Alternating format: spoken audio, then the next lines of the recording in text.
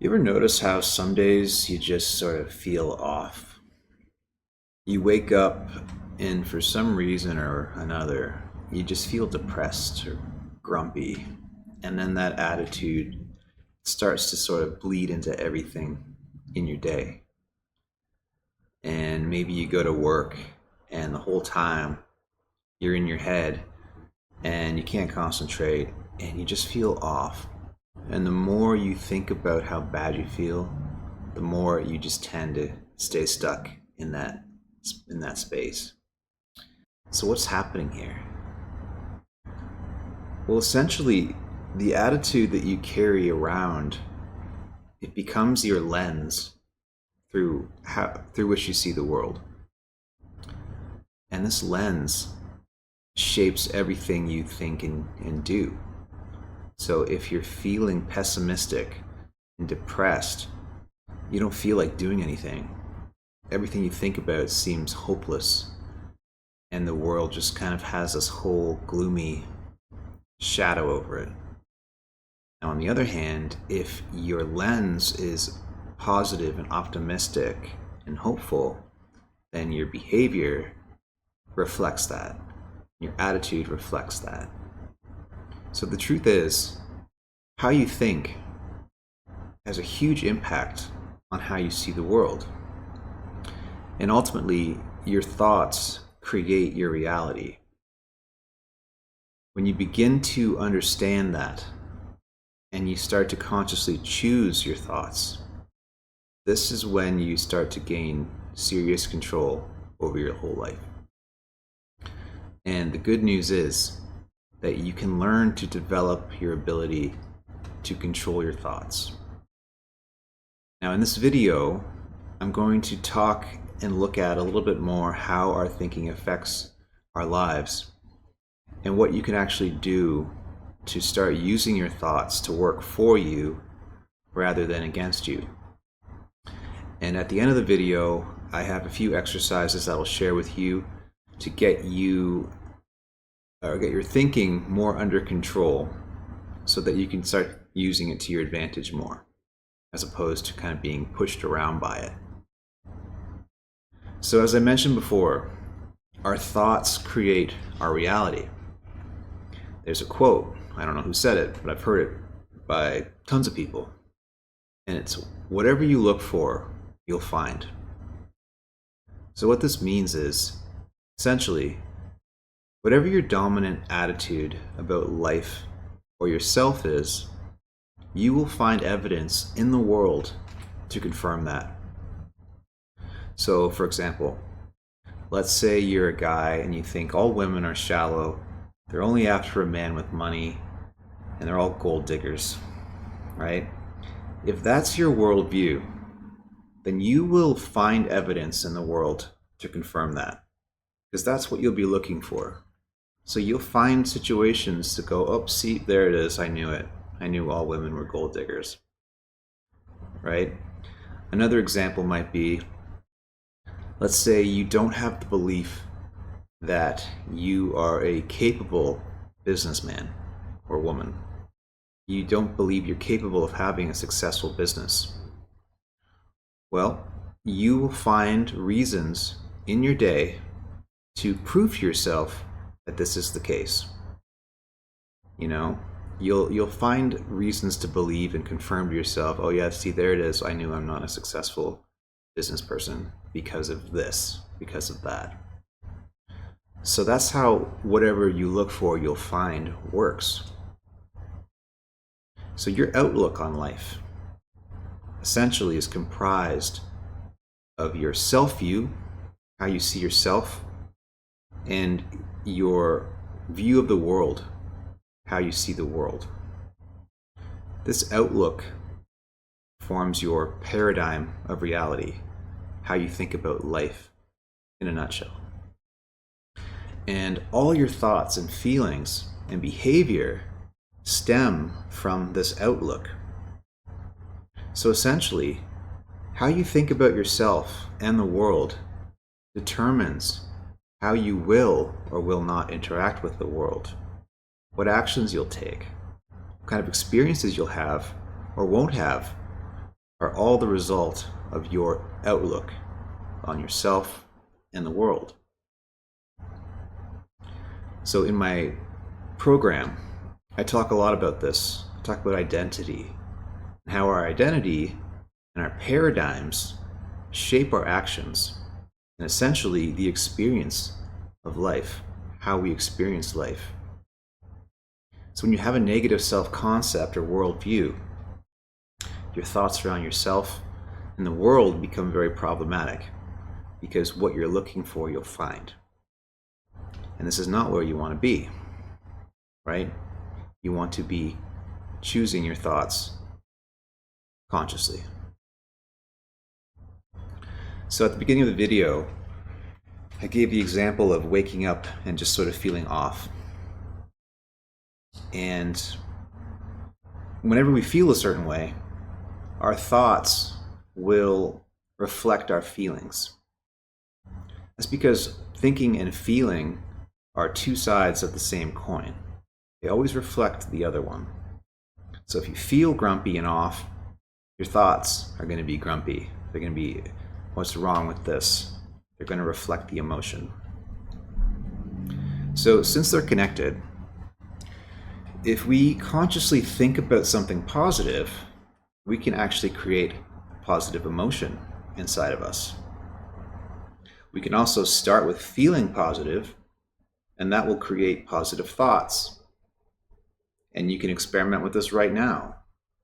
You can pause the video and you can consciously imagine feeling loving, feeling grateful for something you have, or imagining that you have received something you want. When you tap into the feeling, positive feeling, you'll start to notice that your thoughts and your intention, what you feel like doing, your behavior, starts to reflect that positive emotion. So in this way, we can use thought and emotion to influence one another. But when we are lost in our thoughts and emotions, when they control us and we're lost in them, it can be very hard sometimes to snap out of that and to consciously choose the thoughts and emotions. And this is something that I really focus on in my program. It's about how we become more conscious so that we can more easily wake up when we feel lost in these thoughts and emotions, how to wake up and start to choose consciously the thoughts and feelings we want. And that's because our thoughts and our feelings create our realities, like I said before. And however we think and feel will dictate the actions that we take, which will essentially create our realities. So when you do start to gain control over your thoughts and emotions, the question then becomes, well, what should I put my focus on?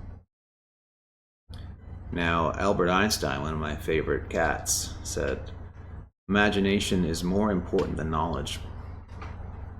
What does he mean by that? Well, I believe that it means that knowledge is limited to simply what you know, but imagination is unlimited in terms of what you can imagine. You ever heard that expression that says, you're only limited by your imagination? This is the same for reality creation. So if your thoughts create your reality, whatever you can imagine has the potential to become real in your life. And in a nutshell, this is how visualization works. The more we tap into our minds and imaginations to create the feelings we want to experience, the more we create that experience in our external worlds. When we're unaware of our thinking, it means that we're not consciously using our imagination. And more likely than not, our imagination is out of control and imagining the worst case scenario instead of what we want to have in our lives. In one of my last videos, I shared an exercise that gets you to use your imagination to start envisioning the future self the self that you desire to be in the future. And this exercise, it helps you to tap into the feeling and emotion of being that future self right now, which is a very powerful way to get you to start thinking like your future self that already has what you desire. This is a really important principle I talk a lot about in my program. The idea that who you are drives your actions. And if you take the actions of the person who already has what you desire, then you will have what they have. Think about it. If you are already being the person who has the thing that you want, you will act and do what they do to have what they ultimately have. So I made a video about this, and I'll link it right here. Okay, so at the top of the video, I talked about a couple exercises that I wanted to share with you to help you to start getting more control over your thoughts so that you can start to create reality that you want. So this first exercise is an introduction into figuring out your current paradigms. Remember at the top of the video, I talked about how our self-view and our worldview creates our outlook, and our actions stem from our outlook. So what I want you to do, I want you to think about something you want. Maybe it's in the area of wealth, relationships, personal goal. Think about what you want. Now, when you think of having what you want, do any negative thoughts or feelings come up? If they do, write them down. What's the thought? What's the negative thought or feeling that comes up when you think about what you want in either of these areas: health, wealth, relationships? So write down, or look at what you wrote down, and can you distinguish what belief you hold, either about yourself or the world? So maybe it's you desire to start your own business, and when you think of this, you have the feeling that, oh, I could never do that, or I'm incapable of doing that, I'll never be successful. Write down whatever you feel or think, and when you look at what you wrote down, can you see how this limiting belief is holding you back from taking a particular set of actions, right? Let's say that is your belief, that you'll never be successful. If you have that belief, you'll never take any actions to start. You just won't, because you already believe that you can't do it. So when we start to see how our thoughts and beliefs are functioning under the surface, we gain an awareness of them. This sometimes allows us to start to question them and question whether or not we really believe them, or even just allow ourselves to say, you know what, this doesn't serve me anymore, so I'm going to start to let this go. I'm going to choose a new paradigm, a new self-concept, a new worldview to use as my reference. The second exercise I want to share with you is designed to work your imagination muscle a little bit. So for this exercise, I want you to think of something you want in the next 6 months to a year. And again, this could be a financial goal, a career goal, a relationship goal, maybe it's a health goal. Pinpoint the desire, and I want you to imagine what it would feel like if you were already that person, a person who already has what you desire. Now, I don't want you to think about having it. I want you to feel what it would feel like if you were already that person who already had what you desired. Can you do that? Every time you tap into a different internal state, specifically of the person you desire to be, the person who has what you desire to have, every time you tap into that state, you are aligning yourself with those same thoughts and feelings of the person who already has that. This is something we spend a great deal of time on in my program. It's how do we create this future version of ourselves?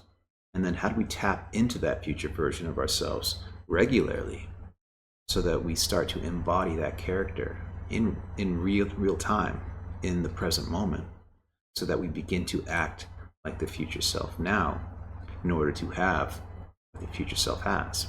This is very powerful stuff. The final exercise I want to share with you today is called letting go. When all else fails, this is a powerful exercise to help return your inner state into a place of equilibrium or balance. So sometimes it's not easy to let go of our paradigms and to tap into the future version of ourselves. Sometimes there's limiting beliefs that come up. Sometimes there's emotions that come up. So this exercise is designed to help you to release these trapped emotions and to shift your energy back into a state of neutralness, to a state of balance. So this exercise is simple in practice, but it's not always easy to do. So keep that in mind, stick with it, practice it. So what letting go is consciously releasing what's not serving us internally. So usually when we feel upset or uneasy, it's because we're holding on to some stuck energy. We're holding on to something, a thought or an emotion. And there's this spiritual maxim that says, what you resist persists.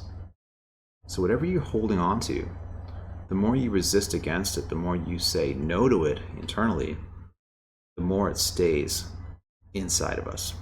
And we want to let it go.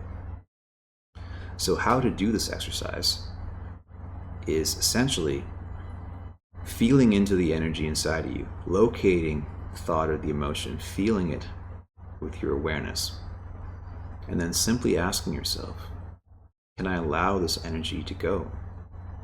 Can I allow myself to release this energy? And consciously see if you can let go of what you're holding on to internally. When you consciously allow yourself to feel what's happening, instead of unconsciously resisting, and you can consciously let go of this energy, little by little, you allow yourself to release from the energy, and you feel a sense of relaxation or peace. You'll know you've succeeded at it when you feel the shift in your internal state. So this is a great exercise. You can do it at any time. Nobody has to even see you doing it. You can do it in the airport, you can do it in class, on the bus, whenever. And you may have to do this several times. Sometimes once isn't enough. Sometimes the energy you need to keep letting go. Stick with it, keep feeling into it, let it go, keep letting it go. And once you let go of what you're holding on to, it creates a space inside of you where you can then consciously choose how you want to think, what you want to focus on, and ultimately the lens through which you want to view reality. So by now, hopefully you have a better idea of how thinking affects your life and how our thoughts create our reality.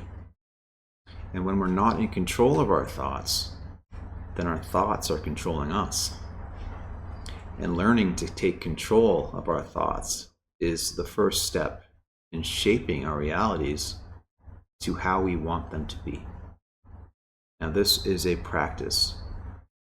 This is not going to happen overnight. It doesn't matter. What we're focused on is learning the skill of harnessing our thoughts to work for us rather than against us. Keep in mind as well that your thoughts affect your emotions and vice versa. So you can affect your thoughts by feeling positive, or you can affect your feelings by thinking positively. It's also true for negative emotions. So if you're feeling negative, it's likely that you're thinking negative as well. So just keep that in mind. And using your imagination to focus on what is wanted is a very powerful way to shift your thoughts and emotions to a future version of yourself that already has what you desire. This is a very powerful way to align your thoughts and your emotions to what you want to have in the universe, what you want to create in your reality. And we did an exercise that gave you a taste of what that feels like, and hopefully you were able to do it and experience that shift. So with that said, if you do want to go deeper onto this and you want some personal one-on-one guidance on how to shift your thinking, to shift to the future self, and to create the life that you really want, then I encourage you to schedule a free consultation with me below to see if we would be a fit to work together and to see if my program makes sense for you. In the meantime, subscribe to this channel if you like this type of content. I release new videos weekly on the topic of reality creation, future self, thought mastery, this type of thing. And finally, join the community and become a Substack newsletter subscriber, where I go deeper into this topic. I also post weekly. There's a free newsletter you can sign up for and become part of the community. So, as always, thanks so much for watching. I hope you enjoyed this, and here's to your future self.